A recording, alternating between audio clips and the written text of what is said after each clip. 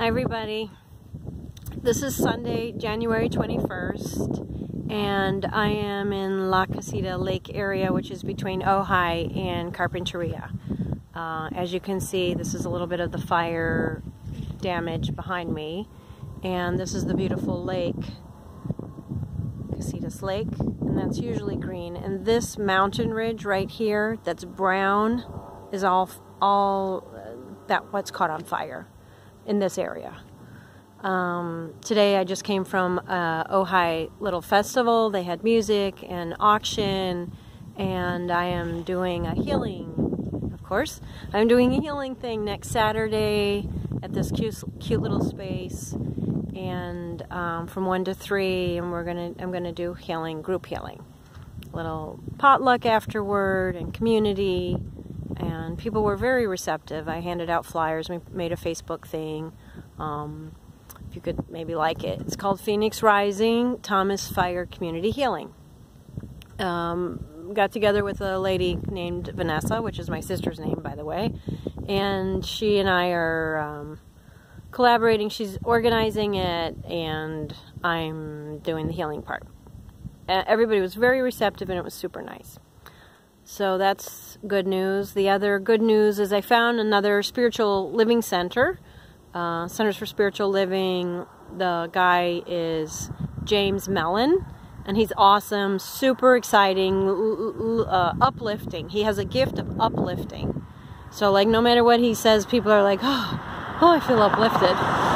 And that's awesome. So the community is very awake, alive, many like us. You know, like the people who are receiving this email, if anyone's even watching these videos anymore, please let me know. Because I'm sending a bunch of them out and no one ever says anything. And I'm like, okay, is this not valuable? And then then people are like, yeah, I've been watching, I love them. And I'm like, okay, well, let me know. Because I'm out here like alone, not knowing what's going on, not knowing if you're interacting, not knowing if this is meaningful, helpful, interesting. Like, give me feedback, please. So those of you, 1 or 2, who are giving me feedback, I appreciate it. So the mudslide was the last, it was the day, Tuesday morning was the mudslide at 3 o'clock in the morning. And then I sent out a video that day. And one of my people who received, the one person who's giving me feedback said, you know, oh, you seemed a little like, detached. And I'm like, well, that's shock. It was very shocking, and the mud actually was a block away. I mean, I could walk to where the mud was. Not the ones you saw on TV, because there was mud in the whole area, but it was just mud in, you know, what you saw on the news was the big death mud, and then but there was mud everywhere. There was mud in Ojai, and there was mud on my block, basically. But luckily, Carpinteria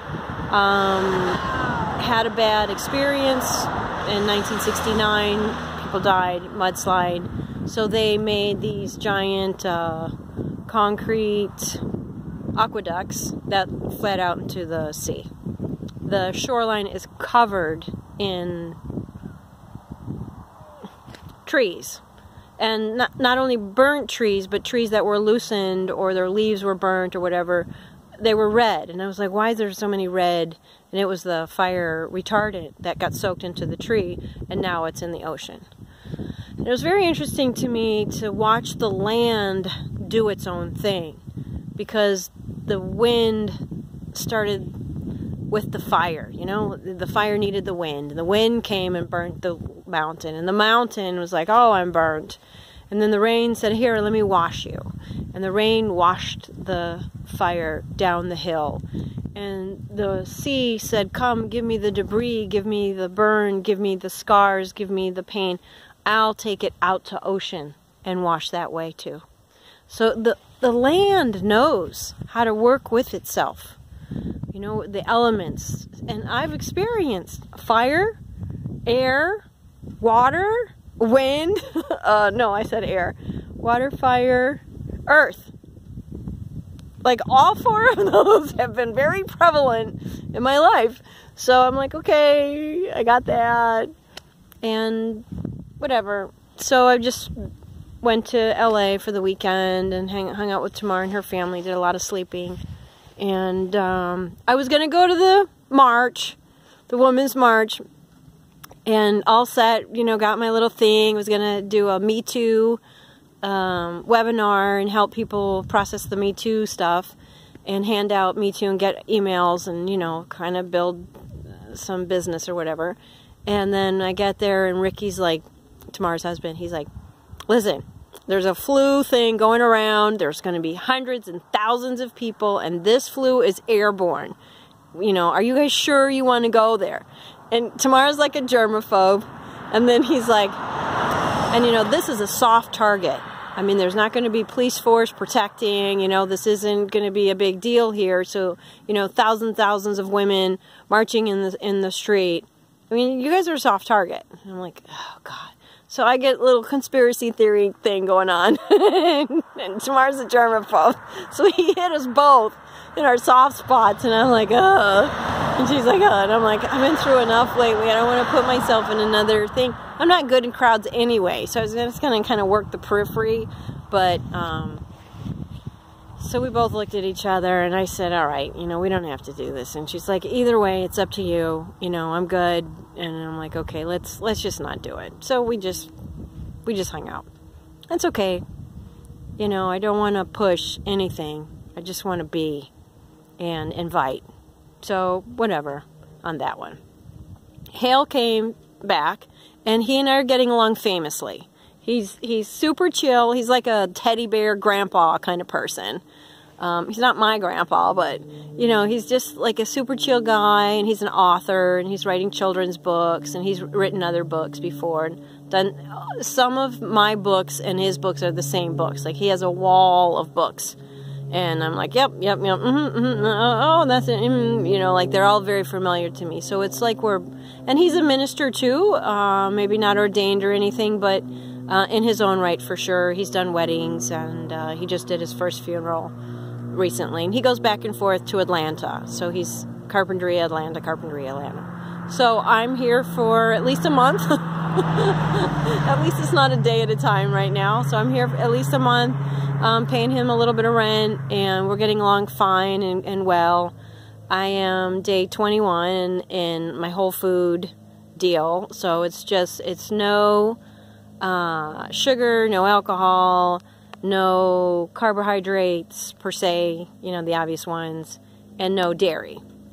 So I feel trimmer and lighter. I'm eating more. So it's basically proteins, which I'm just doing fish, turkey, and chicken, eggs, and vegetables and fruit, and fats, meaning the good fats. And it feels great. I feel good. I feel grounded. I feel clear. I feel clean. My body's shaping up the way I want it to. So that's cool, and the discipline is easy for me, so it's no big deal. My mom's on it with me, so that was nice. Starting the year off that way. So that's the news, that's the latest, that's the greatest. I know in January, you know, money is tight because everybody overspends in December. I got that.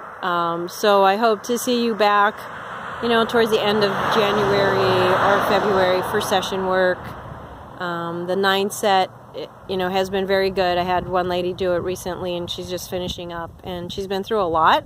And the 9 set she did at a very transitional time in her life, so it was very, very helpful. Ups and downs, but yet processing them so we don't get stuck. I guess that's about it. Okay. Thank you.